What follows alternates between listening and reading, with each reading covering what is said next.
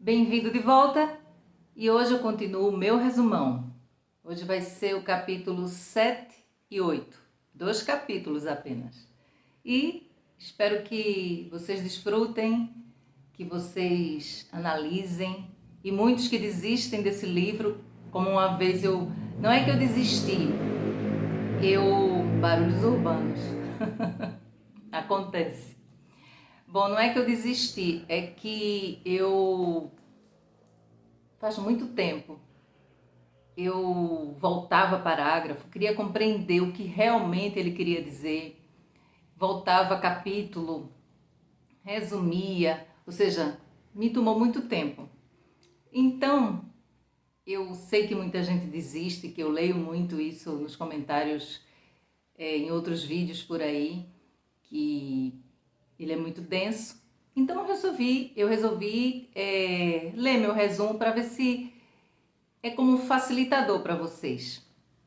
E já estão me chamando de a mulher do subsolo, a mulher do subterrâneo, pelos shorts que eu faço que eu represento falas do personagem. Já deu para perceber, né, que eu gosto de uma representação. E estão gostando, isso é bom. Bom, vou começar para não ficar muito longo esse vídeo. Bom, capítulo 7. Nesse capítulo, ele fala sobre... Eita, comecei sem óculos, olha. Já tava achando alguma coisa estranha. Pronto, assim tá bom, né? Nesse capítulo, ele fala sobre o interesse do homem. Ele pergunta, quem foi que proclamou que o homem comete maldade só porque não sabe ver quais são seus interesses?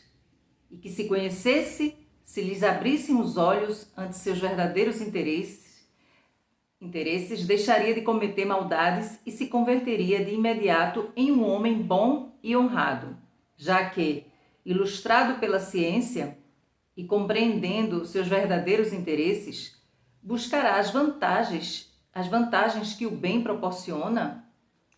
Como se supõe que ninguém atua sabendo contra seu próprio interesse? O homem se deveria obrigado a se fazer e a fazer o bem como uma criança.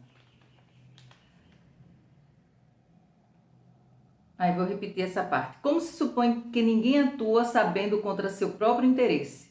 O homem se veria obrigado a se fazer e a fazer o bem como uma criança. Mas o homem, em milhares de anos de vida na Terra, atuou sempre de acordo a seu próprio interesse. Que fazemos então dos milhões de fatos que demonstram que os homens, mesmo advertindo claramente qual é seu interesse, o relegam a um segundo plano e seguem um caminho distinto, cheio de riscos e perigos? Isto prova que essa liberdade lhes seduzem mais que o próprio interesse. Que é o interesse? Vocês podem definir-me com exatidão em que consiste o interesse do homem? Poderia-se desejar um preconceito? Estão classificados os interesses humanos? Será que alguns não figuram nessa classificação? Então ele diz, porque segundo entendo, vocês, senhores, catalogam os interesses humanos de acordo com as cifras das estatísticas e das fórmulas econômico-científicas. Os interesses humanos são, então, segundo vocês, a riqueza, a comodidade, a tranquilidade, a liberdade.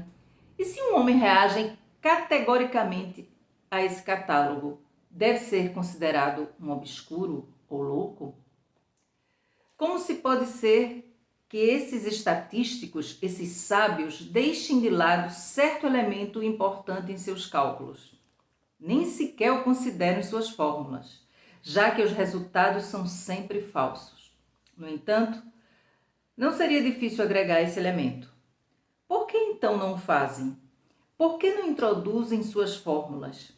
A dificuldade se deve a que dito elemento é tão particular que não se encontra lugar em nenhuma classificação, nem se pode registrar-se em nenhuma fórmula.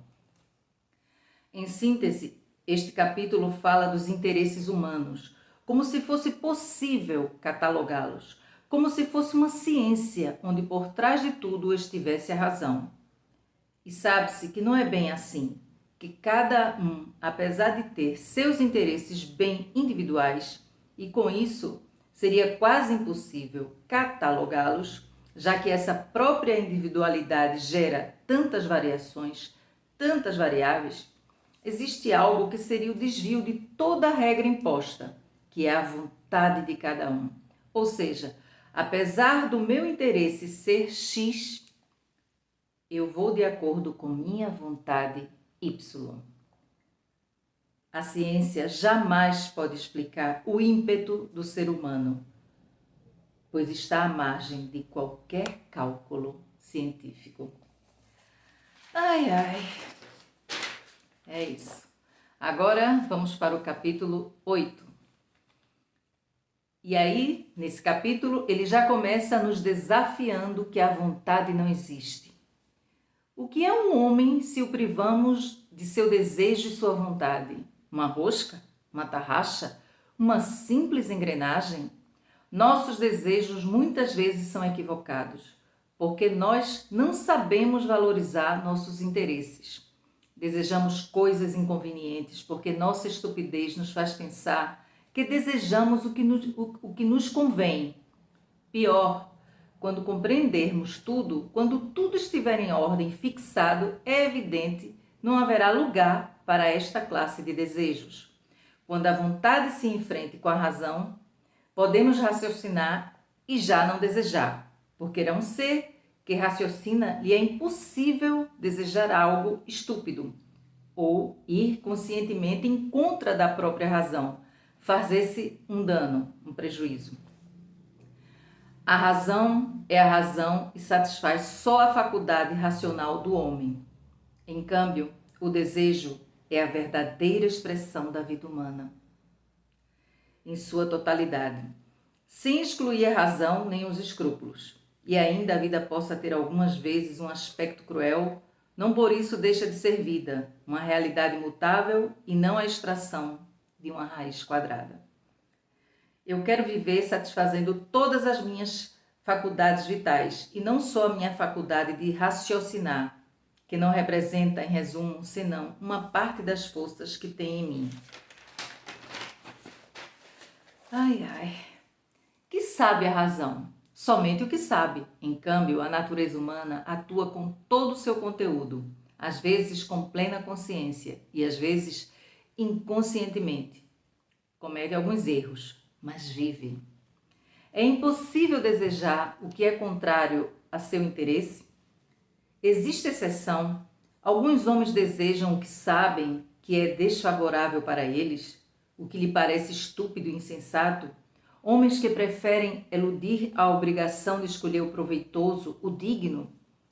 Porque essa loucura, esse capricho é talvez uma enorme vantagem, por mais que nos prejudique e contradiga as conclusões mais evidentes da nossa razão. E é o que nos conserva o mais importante, o que mais queremos, nossa personalidade. Isto é precisamente o mais apreciado que temos. A vontade muitas vezes quer estar de acordo com a razão, mas muitas vezes a vontade se nega obstinadamente a entrar em acordo com a faculdade de raciocínio. E então, o homem não é irracional, pois se fosse, quem podia representar a inteligência? Não é irracional e sim muito ingrato, monstruosamente ingrato. Seu pior defeito é o mau caráter. Mau caráter e, por consequência, conduta irracional. Sucede constantemente. Olha só, aparecem homens racionais e de costumes sensatos, prudentes, filantropos, cujo desejo é levar uma existência racional e honrada, a fim de que o exemplo de sua vida demonstre a seus semelhantes que se pode viver de maneira sensata, prudente. Mas o que acontece? Que muitos destes amantes da moderação terminam traindo seus ideais e aparecem comprometidos em atos escandalosos. Então, o que se pode esperar do homem? de esse homem de qualidades tão estranhas. Debruce sobre ele todos os bens da terra. Satisfaçam suas necessidades econômicas de modo que suas únicas ocupações sejam dormir, comer e pensar na maneira de prolongar a história universal. Façamos isto e veremos como o homem, por pura ingratidão, por necessidade de ser perverso, nos corresponde com alguma maldade. O homem quer demonstrar-se que os homens são homens e não simples tecla de piano. De todas formas, incluindo se comprovasse e se pudesse demonstrar que o homem é uma simples tecla de piano, o homem não consentiria. Seguiria fazendo os mesmos disparates, somente para evidenciar sua ingratidão e sua conduta inconstante. O homem, através de suas ações, conseguirá seu propósito, saber que é um homem e não uma tecla de piano. E se tudo for previsto de antemão e tão exatamente a ponto que este cálculo possa paralisar o impulso do homem, então a razão triunfará. Então já não terá jamais que um meio para fazer sua vontade, tornar-se louco.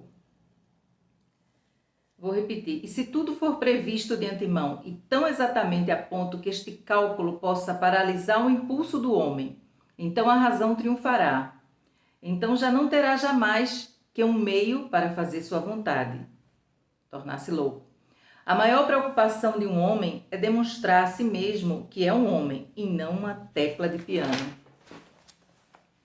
Ninguém pretende privar o homem de sua vontade, que só se trata de conseguir que a vontade por si só, por sua própria iniciativa, possa acomodar-se aos interesses sensatos da razão, às leis naturais, à aritmética.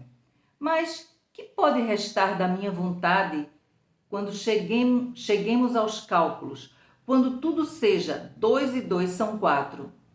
2 e 2 são 4 sem que a vontade se misture nisso. A vontade, evidentemente, deseja outra coisa. Bom, então ele fala da vontade, do desejo, dos interesses, da razão e da personalidade. É muita informação e como a gente aprende quando ele fala da natureza humana, quando ele filosofa sobre tudo isso. E isso me encanta e encanta o resto do mundo. Pois bem, chegamos ao fim e obrigada por ter chegado até aqui e continue lendo, comentem, compartilhem com quem está começando a ler Dostoiévski e mais uma vez muito obrigada. Um beijo.